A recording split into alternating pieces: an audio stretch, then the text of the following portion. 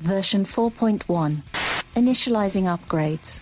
Accessing peace. Existing without violence, with the ability to calmly resolve conflict. Downloading love. An overwhelming, deep, positive affection towards others. Activating liberty. Living your life as you see fit without infringing on the lives of others. Welcome to Peace, Love, Liberty Radio, online at fppradio.com. I am your host, Darryl W. Perry, the Liberty Penguin, the Wombat, and yes, I know those are two completely different animals. I know.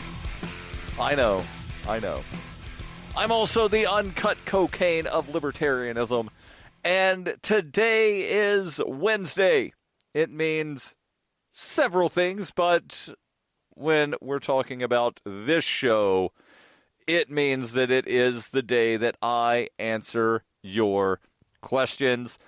And just like last week, I have a lot of them. Some of them a little more interesting than others. And that it always, happens that way. Not that, there are any lesser kinds of questions. Well, what's the old saying that, remember, we used to hear it in school all the time? There's no stupid questions. I'm not saying any of these are stupid questions. That's not what I'm saying at all. I'm just saying that from my vantage point of where I stand, I think some of these questions are a little more interesting than others. Let me begin in the order that these things came in. And they all actually come from the same guy from a series of emails. And I appreciate it. I love getting multiple questions from the same person or the same people. And there have been people that have not sent questions in a while.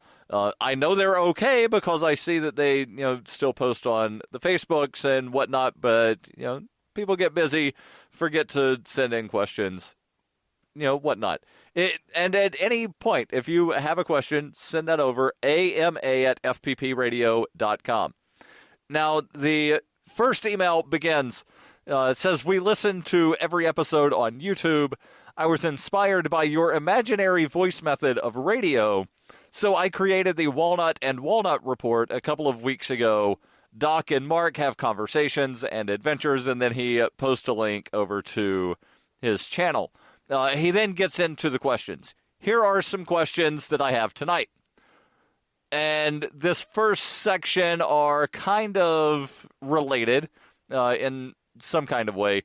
He says, what is a patriot? Is the militia movement a patriotic one? Is it just a movement? Are we really free in the U.S.? And then the questions become sort of, again, related in a different kind of way. So, you can see the sort of the train of thought here. So let me begin with, what is a patriot? And this is one of those questions to where if you ask a dozen people, you'll get a dozen different answers because everybody has their own idea of what a patriot is. I think it was Thomas Jefferson that said a patriot is someone who is willing to defend his country from his government. But what it seems recently in the United States, the word patriot, over, I would say probably the last 5 years or so, the word patriot has become sort of synonymous with right-winger, someone that is in favor of a more conservative government. Certainly somebody that is a quote-unquote liberal could be patriotic as well. They would just, want to defend their country against their government in a slightly different way. But the Southern Poverty Law Center, they started putting out this thing called the Patriot List back in 2009, 2010, somewhere around there. And they would say that, while we're not saying these people are violent, they have violent tendencies.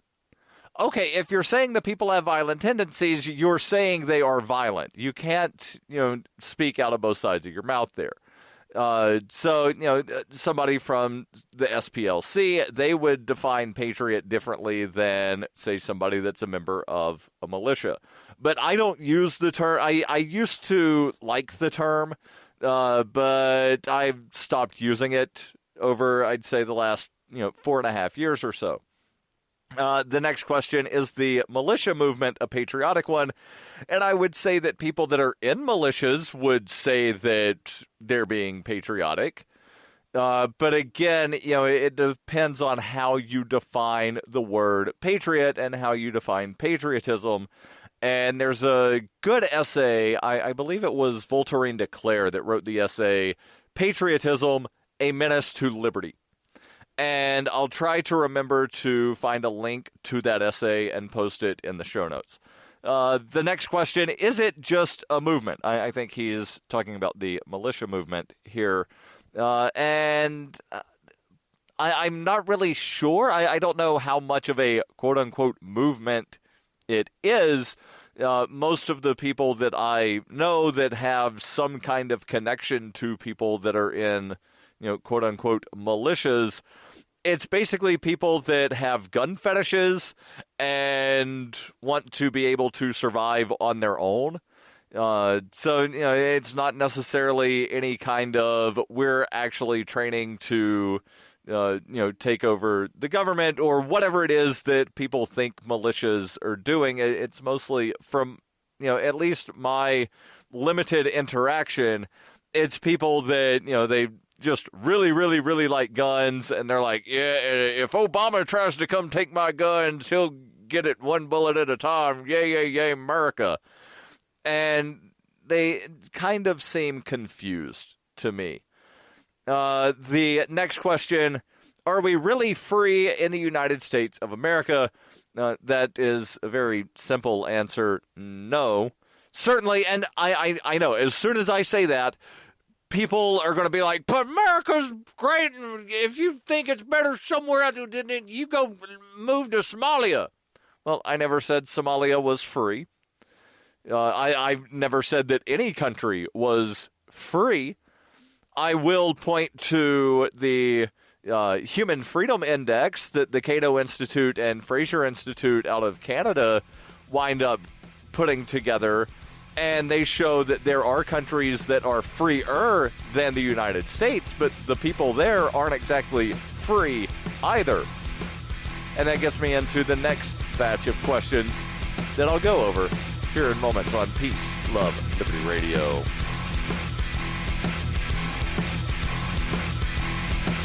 When you hear the word lobbyist, you probably think about greedy corporations, but not all lobbyists are the same. Some are fighting for the freedoms you hold dear. Liberty Lobby LLC is doing just that in New Hampshire, working hard to represent you, not some special interest group. You can help by going to libertylobby.xyz, where your contribution will give us the tools we need to ensure that your voice is heard. Visit libertylobby.xyz today to find out more. Coinbase is a simple and secure online Bitcoin wallet for sending, receiving, and storing Bitcoin. Coinbase also allows you to buy and sell Bitcoin using a bank account or use their tools to accept Bitcoin as a merchant. Coinbase has more than 1 million consumer wallets and is trusted by over 25,000 merchants, including Overstock.com, Khan Academy, Reddit, and of course, FPP. Get started at coinbase.fppradio.com. You're listening to Peace, Love, Liberty Radio with Darryl W. Perry, online at fppradio.com. Welcome back to Peace, Love, Liberty Radio, online at fppradio.com. It's the Ask Me Anything episode, and there's a lot of questions, so I'm kind of going rapid fire here. The last question, are we really free in the United States of America? The short answer is no. The longer answer is no one is really free anywhere in the world because there are oppressive governments that exist everywhere. And yes, I know there are tiny little patches of land where no government winds up claiming ownership of it, And in theory, somebody could go settle there. But as we know, if you've paid any attention to Liberland or Lieberland, I don't know how they pronounce it. And yet that's spelled Liberland. I like to pronounce it Lieberland because that's sort of the more Latino pronunciation of Libre or Liber, Liber. Other people pronounce it Liberland, as in liberty. But again, I'm not sure how Vít Jedlička, the president of the country, pronounces it. But I just like saying Liberland. So if you followed that at all, there's this spot of land between Croatia and Serbia that neither country claims, but yet whenever anybody tries to go onto that land, the Croatian government will arrest them and say, you don't have permission to be there. Well, how do you know? Because nobody claims ownership of it. Well, because we are protecting this land for other people or something. So, no, there is no quote-unquote free country. There are places, again, that have more freedoms, but no place is actually free. The next question is, why do we allow ourselves to be taxed at every move? Are we not simply tax slaves? And I would not say that, I'm quote-unquote allowing myself to be taxed. That's like saying, why did you allow your home to be broken into? Yes, taxation is theft, and when somebody breaks into your house and steals your stuff, they are thieving from you, and that's basically what the tax man does, only it's not quite so obvious that it's theft, because they will quote-unquote provide a service. Well, I could come over to your house and cut your lawn and prune some trees and then demand that you give me money. And if you don't give me money, I'll just tell all of your neighbors that you're a freeloader, even though you never asked me to come over and mow your lawn or prune your trees. If you don't pay me for this service that you did not want, you're a freeloader. That's what the people that like government will wind up saying to people that don't want to, get money stolen from them. So the question I would say is flawed a little bit. But as far as, how did this come to be? Well, you've got these politicians that will wind up passing stuff, and they wind up, issuing propaganda that says if you don't like this, then you hate the children, or you hate America, or you hate fill in the blank. Why do you not want roads? That's the argument from people that love government. Whenever somebody says, let's get rid of taxation is theft, why do you hate roads? Well, no, I don't hate roads, and your argument's completely flawed. Well, why do you hate America? I don't. And then, it's this whole thing of propaganda. That is why there are so many taxes. Are we not simply tax slaves? Yes, we are basically tax slaves. There's the short little piece called The Tale of a Slave. And again, if I remember, I'll post a link in the show notes. Brilliant example of, explaining exactly how it is that, we're nothing but slaves to the government. Next question, how can we possibly respect the values of all?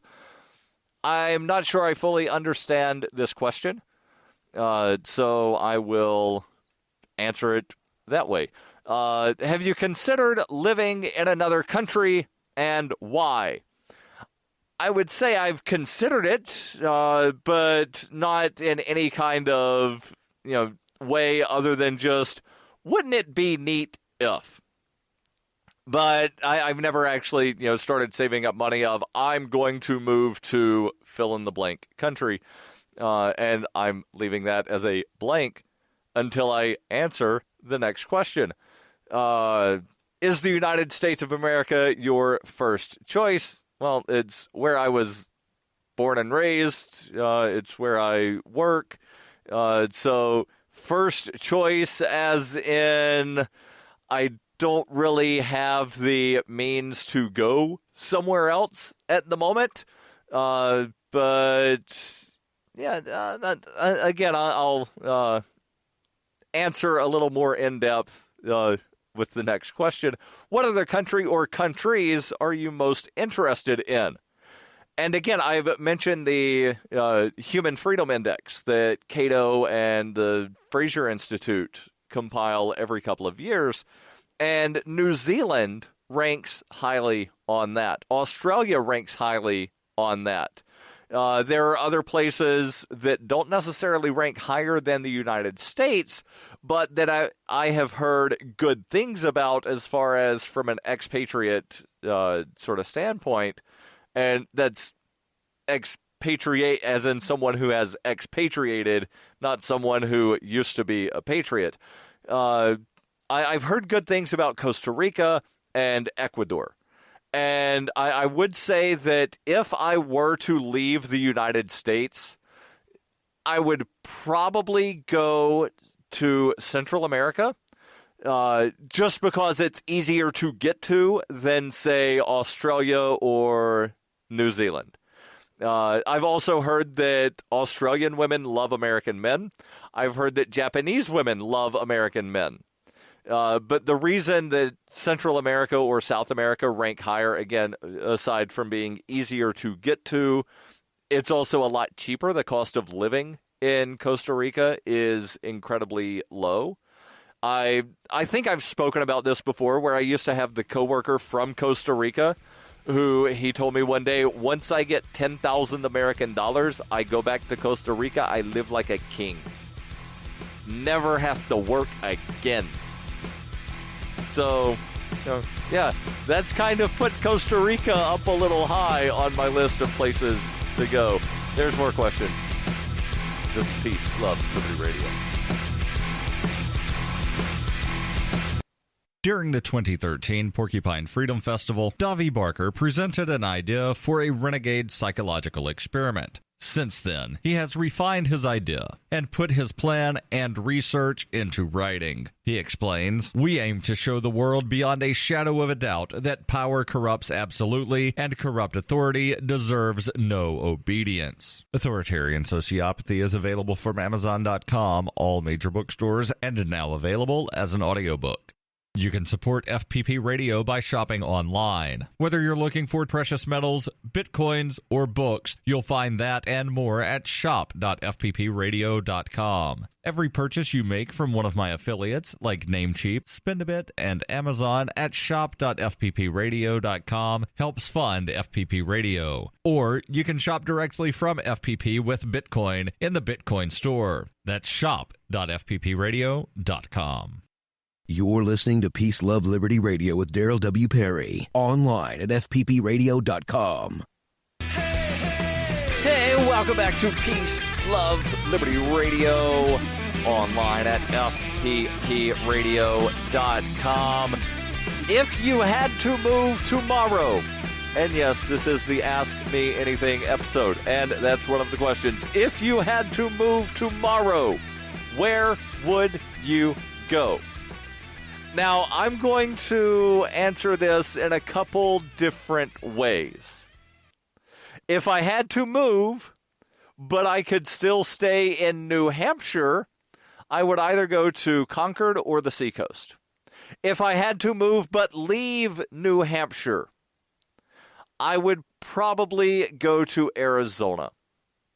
If I had to leave New Hampshire and the entirety of the United States of America, then, well, Canada's a lot closer, but again, a lot of it would depend on other things. So like I'm a host on Free Talk Live, so do the other hosts have to leave as well? And if so, then all right, we'll probably discuss things of, like, where are we going? Ian Freeman is not allowed in Canada, so if, me, Mark, and Ian all have to make this decision of where to go, probably Mexico or Central South America.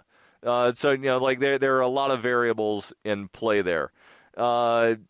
Next is, here's another question in the form of a video, and it's from the same guy that sent this first batch of questions, where he made a short video, the Walnut and Walnut Report, and it's titled, What Election? And I'll post the link of the video in the show notes, and because I'm running kind of low on time, I'm not going to read the lyrics. He did provide the lyrics, the transcript. But in short, he goes through a lot of the problems that currently exist and kind of, says like, yeah, the system is rigged. Like, the elections are rigged. So what election are you talking about? And, yeah, well, I realize that the system is rigged, but every 4 years there is this thing called the presidential election where a new president will wind up taking office. I'm not going to have voted for whoever winds up taking office. There's also, state reps and governors and Congress critters that wind up getting elected.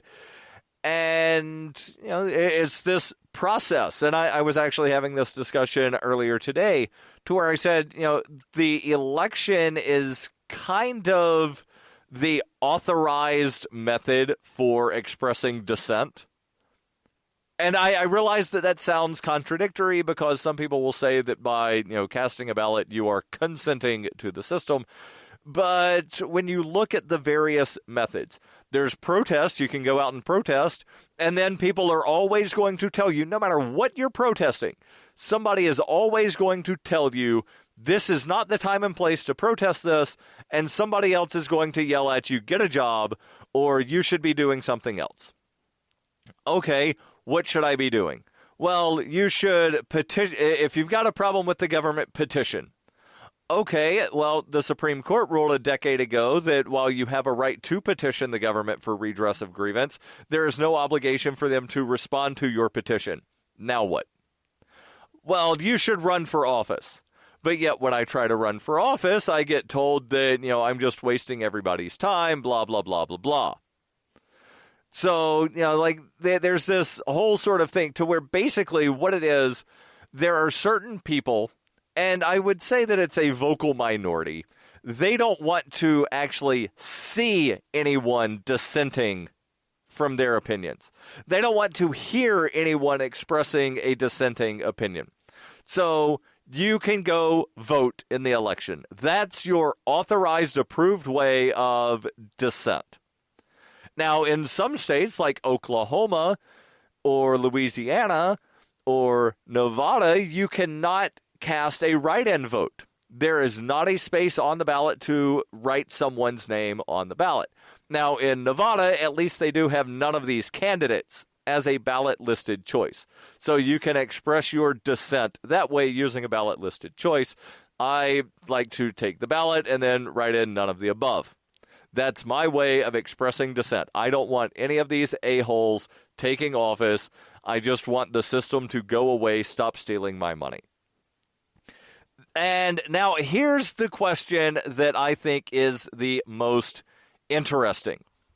When the day comes and AI mechanized are enforcing agenda, will drones' lives matter above all of man, all of nature? Who will win? What will victory look like? And this is one of those questions to where there have been, movies made about this.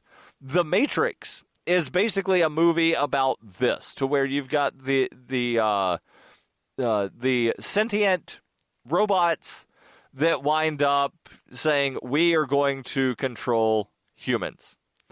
And then you've got things like Asimov's rules of robotics, to where one of the rules is that robots are not supposed to harm humans. So how does that fit in line with these robots that are going to wind up, taking over the world? And, if we do have AI, how far does it go? Is it only going to be, certain robots and certain computers that are sentient? Will the toaster decide that I don't get to eat toast today, that my bagel needs to be cooked a way that I don't like it? How far does this go? And, this is not something that I like to think about because I'm not one of these people that welcomes our robot overlords. Here's more. In 1999, Darryl W. Perry began a search for traditional values, which led him down a path to the ideas of liberty. He tells the story in A Rebel's Journey, My Path to Liberty. Of the book, Dr. Brian Sovereign says, sometimes it's funny, and sometimes I think it's crazy, but it's always authentic. Find A Rebel's Journey, My Path to Liberty by Darryl W. Perry on Facebook, read reviews on Amazon, ask for A Rebel's Journey wherever books are sold, or visit arebelsjourney.com.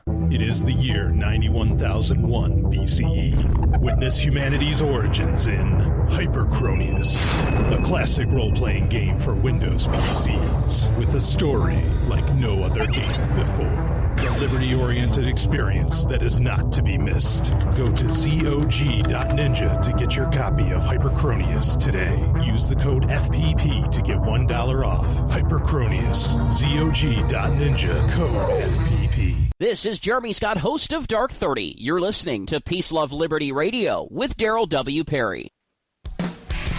Welcome back to Peace, Love, Liberty Radio, online at fppradio.com. And, I could probably discuss this, robot overlord thing for an entire episode. And I will give a few final thoughts here. But first, I want to make sure that I tell you about Roberts and Roberts Brokerage. No, they're not robots. They don't have artificial intelligence filling your orders when you buy precious metals like gold and silver. It's actual human beings. It's Tim. It's Denis. And there might be a couple other people. But when you call 800-874-9760, you will actually wind up getting a real live human on the phone. That is, if you call during business hours. And, they've been doing this for nearly 40 years. They've been selling people precious metals like gold and silver. And now they take Bitcoin for precious metal purchases and have permanently removed the minimum purchase amount for all orders paid in the digital currency. So call them today for knowledgeable advice on buying and selling precious metals and a forward-thinking approach to new technologies. 800-874-9760 or visit them online at rrbi.co. That's RRBI as in Roberts and Roberts Brokerage Incorporated, rrbi.co. So let's go back over this question real quick. When the day comes and AI mechanized or enforcing agendas, will drones' lives matter above all of man, all of nature? Who will win? What will victory look like? And I have to say that some of this, the answer is, I don't know. It depends on who winds up programming the drones. And this is one of the problems that they're coming up with the autonomous self-driving cars, of the trolley problem. What happens if there's a pedestrian in the road? What does the car do? If the car can't stop, does the car swerve? Does the car run over the pedestrian? Does the car take into consideration what's to the left, what's to the right? And, whose life matters, the pedestrian or the owner? There was one of the car companies that's making an autonomous car that they said that the vehicle owner's life ranks higher than anybody outside of the vehicle. So there's at least one company that's answered the trolley problem. But this is something that comes into play, and I don't know. What does victory look like? I don't know. I hope we don't wind up having to, live through this. Hopefully things are more like Futurama, to where the robots drink beer and eat pizza and bend things when you need them to.